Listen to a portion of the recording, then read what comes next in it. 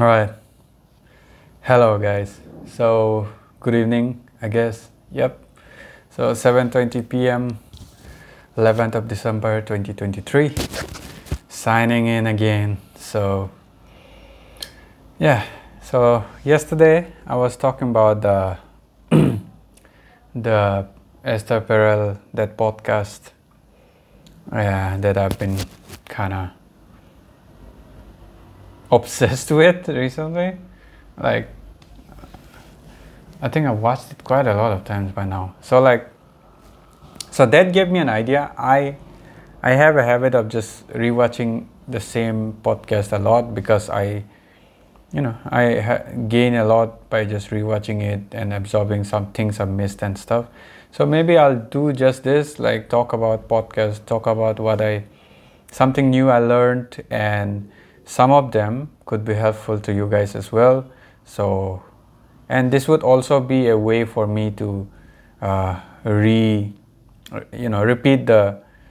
what I learned in my head and then put it into words. That way it will stay in my head, right? The way, if there's this technique about explaining what you learned, and that supposedly helps to cement that memory in your head. So yeah. So also the timing, I probably should not miss in the morning.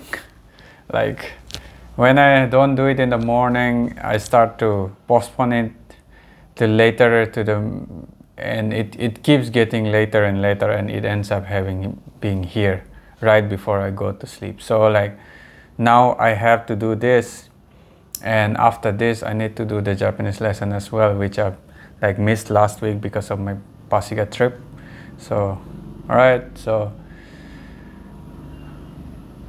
like last time I spoke about the 8-figure shape, the 8-figure relationship,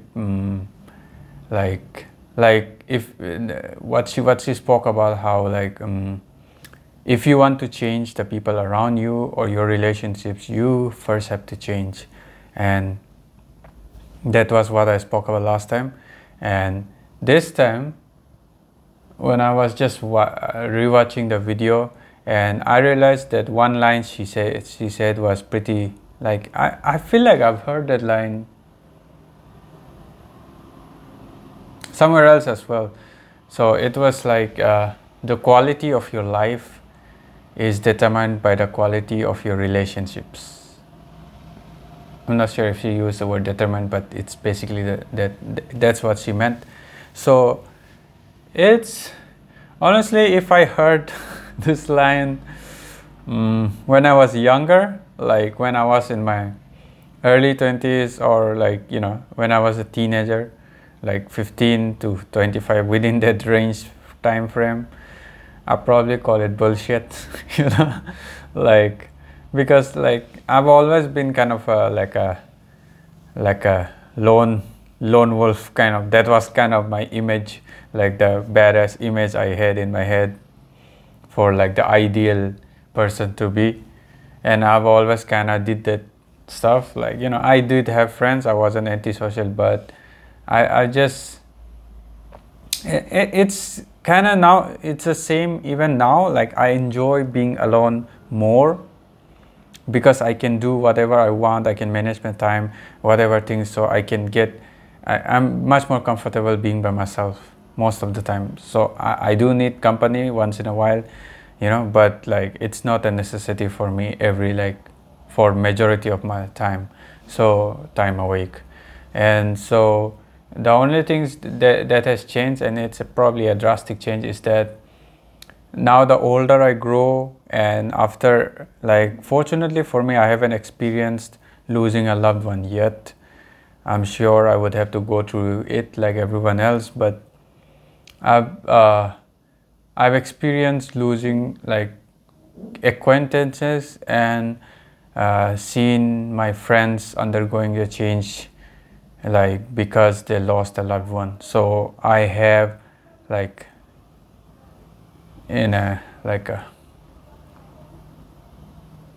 what's the word, second-hand experience, or whatever you call it.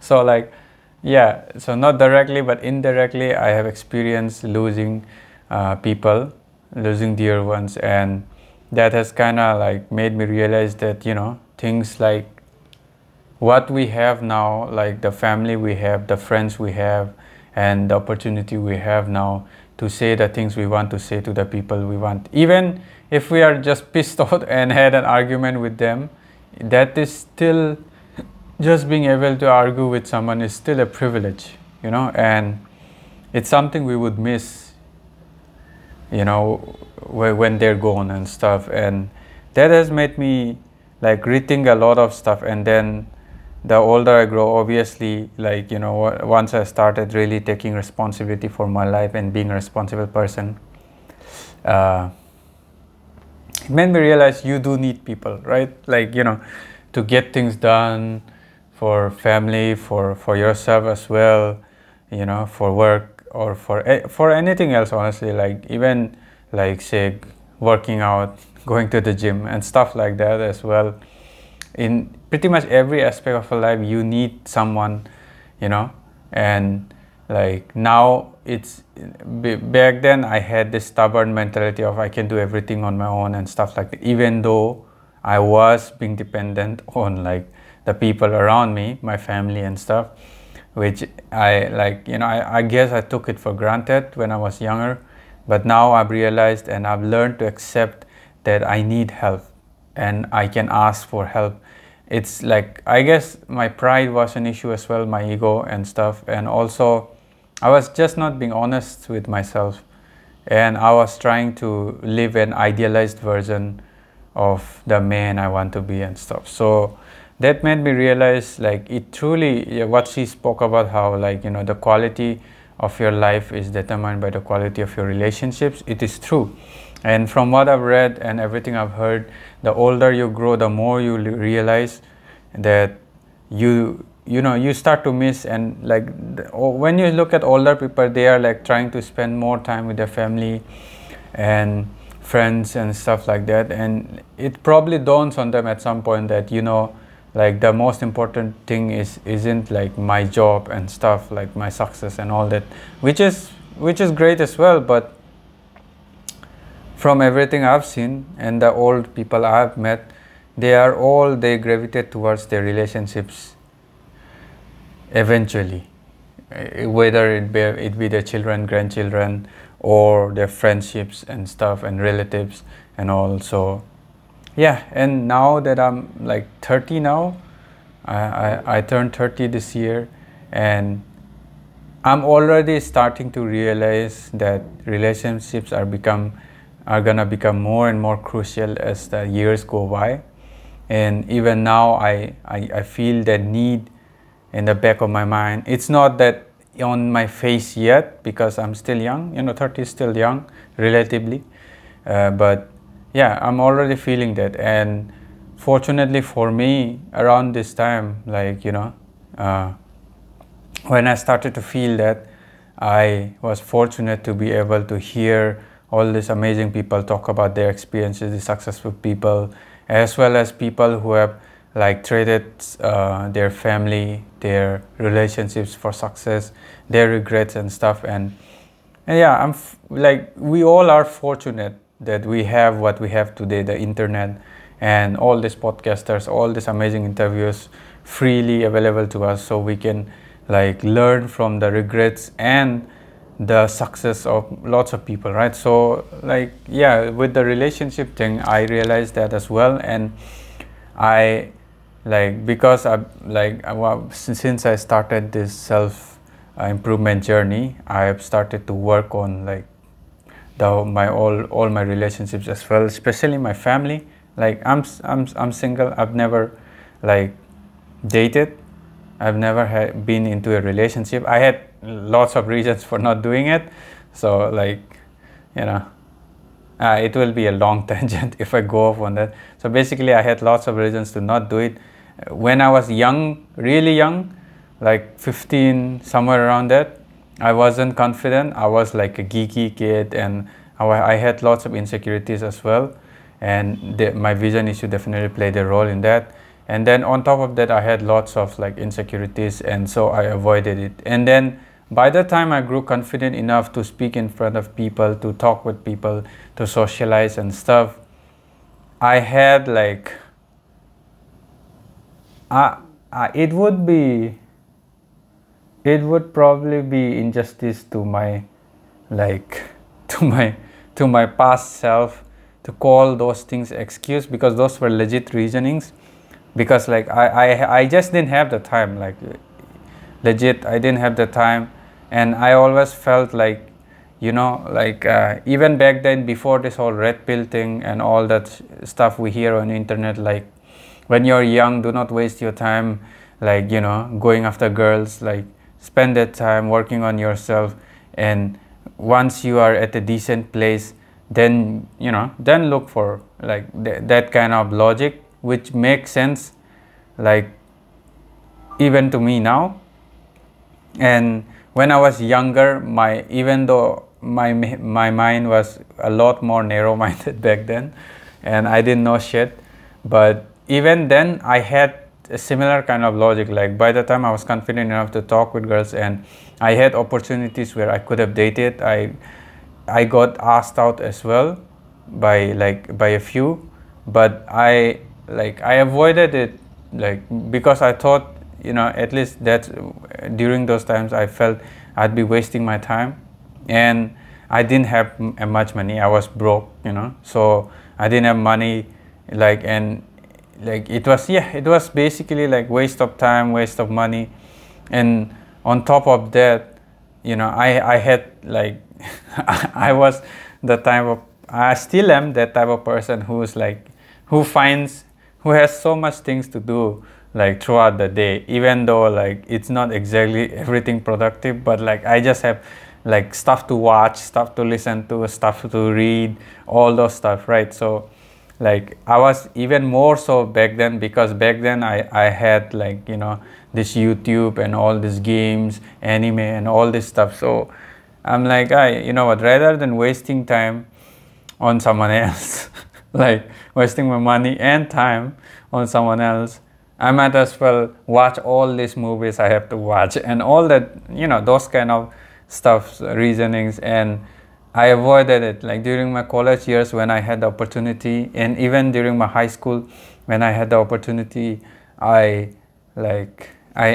basically dodged every opportunity I got. And honestly, now thinking back, I kind of regret it, because that was probably one moment, like, okay, I'm already on a tangent, but let's continue, I guess. So like I regret it because it's one of the very few regrets, like big regrets I have about my teenage years.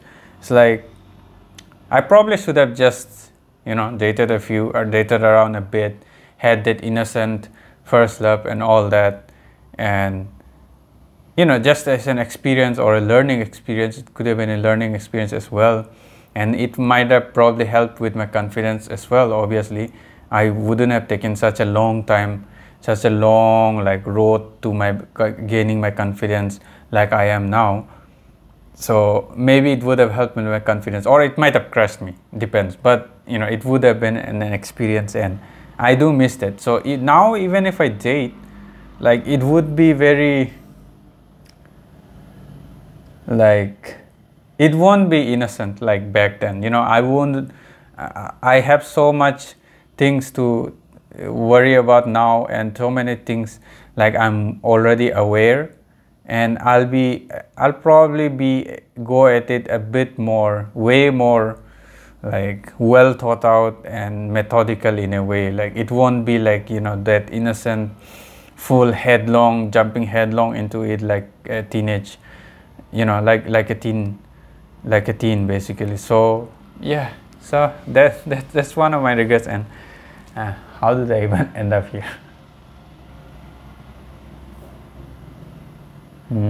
What was I talking about? Oh yeah, the relationships. So yeah, so basically I just went over the whole time. Anyway, so back to the relationship thing. So yeah, so like with my relationships right now, and what I hold there, obviously my friends, my family, right? So, and I don't have many friends either.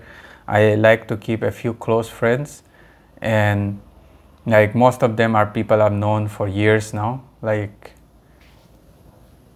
yeah, all of my friends now, the people I talk to regularly, I've known every one of them for at least a decade. So yeah, no new friend and stuff. Like more, everyone is people I've known from my college, and most of my friends are friends I've known since my childhood days and stuff. So yeah, so like with my friends, with my family, and like I was like we didn't have like in my relationship circle, I didn't have like a bad relationship with anyone. To begin with, first thing was because I wasn't being completely honest, right? Like, as in by honest, I mean like that brutal honesty that Jordan Peterson and people like them talk about, like living in the truth.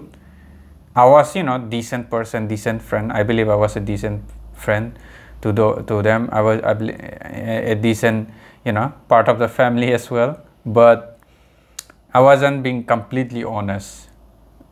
Like that, or that truth and honesty that Jordan Peterson and people like them talk about. It's a very much more brutal, much more sincere honesty, right? So that's something most people don't have that, and it's hard to do that as well. And I was in that most people group. So, and my relationships felt very, the moment I learned about the truth and everything, my relationship started to feel very superficial. Like there was, I started to feel like there was no depth. And until that point, I thought it was okay. But it's like, if you have never been to a great place, you would be satisfied with your shitty room, right? But once you have lived in a great place, if you come back to your shitty room, you'll realize it's a shitty place, right? So in my case, that was the same case. The moment I, went through all that podcast, got introduced to that world, and I started to research, do my own research thing, and started to look around a bit beyond my like usual comfort zone, beyond my bubble, I started to realize, yeah, man, like, my relationships aren't where it should have been if I really put the effort, time and effort. Like, I've never done that. And I realized that most people never do that, right? And Esther Perel, she pointed out as well about how we focus so much on our work, on our studies, on our career, on every aspect of our life, and then we take a back seat when it comes to relationships.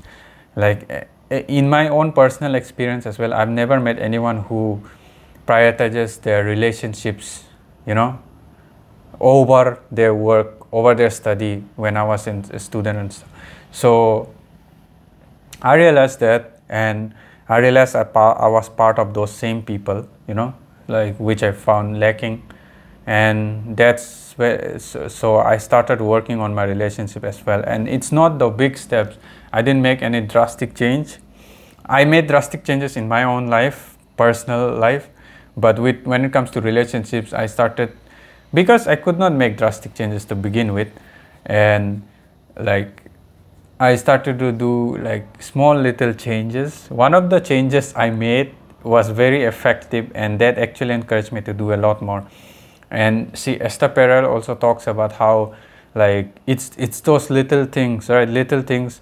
I've never been in a relationship, so I can't say much on that, but I've seen my parents, and I've seen my friends, their girlfriends, their relationships and stuff. So like, the little things, like like how people would be way nicer when they started dating. They would be polite and stuff. They would reply each other quickly, and the longer they are in that relationship, they start to, those small gestures of love, small gestures of appreciation, they start to go down and down. And I've seen that in my parents, obviously. Like, they've been married for now it's like 30 plus years. I'm 30 years old, so, and I'm the first child, so I was born 3 to 4 years into the relationship. So like it's been 35 years, close to 40 years now they've been married.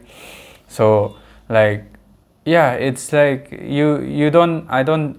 never saw, especially here, there was no culture of romance and stuff anyways here.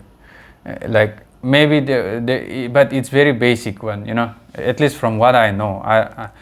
My parents are the type who are like very parents kind of parents, like it's Asian parents, that kind of parents. So they are never like friendly, that, you know, talking about romance and that talking about love, all that, their romance and stuff. They never told me about it, so I wouldn't know. Just some glimpses here and there once in a while, they'll let it slip and that's all I know.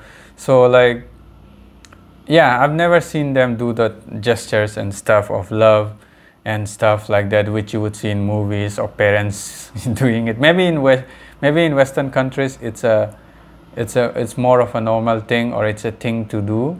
But here, I've rarely seen anyone do, like, you know, say I love you, even something so basic like that, or kiss someone.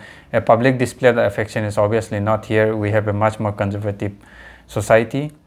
But even just saying stuff and showing just hugs and stuff as well, I don't think I've ever even few times, like when they wish each other on something, that's there, but like on a normal day-to-day basis, I've never seen that. So like, yeah, so those kind of stuff, you know, I haven't seen much in my own personal life as well, and I realize we need to start changing, right? If I want to improve my relationship and get into a proper, have really close, strong relationships with my family, and with the people around me, with my friends, and even acquaintances, I need to start working from the very people immediately close to me, and the closest to me are my parents, you know, are my own immediate family and my closest friends.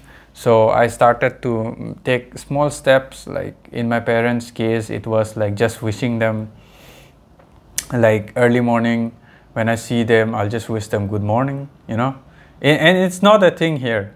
I don't know how it is with, you know, any of you who are watching. Like, I don't know how the situation is with your family and in your culture, but in my culture, where I was born at, I don't think anyone wishes their parents good morning and good night. And you know, those small greetings like that, like we do wish our teachers that, but like never our parents. Like, at least I've never heard any of my friends do that. So it was very awkward for me initially, just to wish them like good morning, early morning when I see them, or at night, you know, like after we have dinner, family dinner together, and then like wishing good night to each other and stuff. That was never a thing in my family, at the least. I don't know about the rest. I've never heard it, but I won't put it on everyone here. Maybe there are people who do that, but you know, I've never met them. At least none of the people I know do that. So it was very awkward for me initially, but I started to make it a habit with my parents, you know, wish them good morning, good night. Very simple step. That was basically the first step I took. And then what amazing thing happened was, like, I think the first few months were very awkward and my parents looked at me like I was, you know, I bet many of you can just imagine the look they gave me. Like, it was weird. They thought like I was going crazy, or, you know, what new thing is this kid doing, you know, or something like that. And they're like, I don't know. They probably thought like I wanted to ask them for something or the other, you know, some favor. So it was awkward, especially for me. It was really awkward, but I pushed through it. Like, you know, I call my parents, like my dad, daddy, and my mom, mommy. So like daddy is basically daddy, right? Daddy, and then we here, because of our bad English, we started calling him daddy since we were really young. So even now I call him daddy because it's like we got used to it. So I would wish them like before I go to bed, right after we have a dinner together, family dinner, and then when I'm leaving for my room and stuff, I'd wish them like, you know, good night daddy, good night mommy, like that. So it was awkward initially, but it got better over time. And the amazing thing was in like a few months around the 4th or 5th month like that, they actually started saying it to me, like, you know, before I even say it. Sometimes, or sometimes when I forget it, they'd be the one to say it, right? So it was like, and now that I'm hearing this Esther Perel's, okay, it's been already long, but that's my usual shit. So anyway, so now that I'm hearing Esther Perel, her talking about the whole thing, about, you know, like her, like how it's an 8-figure, and if you start changing your own actions, your actions will produce a certain reaction from them, and their reaction will produce a certain reaction from you, and it's a whole dynamic, right? It's, a relationship is based on the dynamic you create because of your actions. And if you change your behavior and your words, it would affect that dynamic, you know. So like, it's not basically, the whole point was basically, it's not that the other person's fault when, or just one person's fault in a relationship if something is wrong. It's usually both of them, like, doing something wrong with the dynamic. Either it's inaction or it's doing something wrong, right? So in my case, the moment I heard them speak, you know, wishing me back, like, and they got so used to hearing that from me, they started doing it as well. And yeah, and sometimes now even my siblings or some of my friends as well would say it to me sometimes, just, you know, just to kind of, in a joking way, in a kind of that way. But like, it basically, it's become like a normal. I normalized it in a way by saying it so consistently every day, at least every time, whenever I can meet them, you know. So like, so how Esther said it, like, you know, it's a cycle, and it really is, like. And I've started to do similar things with them, like me talking to them, or just having a chat, just taking specific time out from my day and giving it to my parents. And by giving it to my parents, it means me just sitting with them and just starting a conversation, just, you know, a small talk or whatever.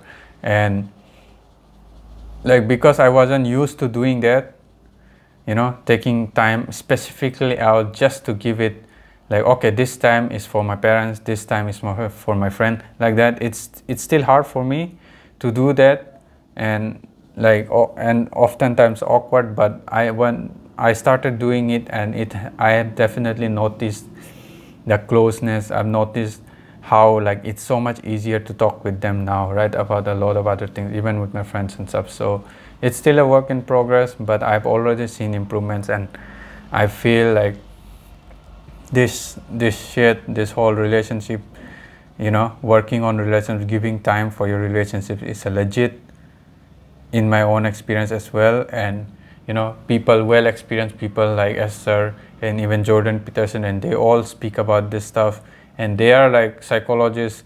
They have done therapy work for people, for couples and families for decades, and it probably has some truth to it at the very least, right? So yeah, so that was my long talk today. I ranted off again, but yeah, I wanted to put it out there, and hope that you guys also, like, take those words and start working on your relationships.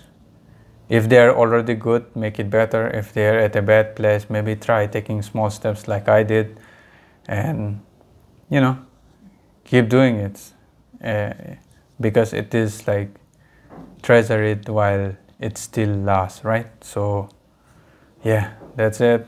So all right, I'll probably talk more about from the same podcast tomorrow as well, and I'll try to do it a bit earlier. Let's see how it goes. All right, good night. See you guys later with the Japanese class, and tomorrow. All right, good night.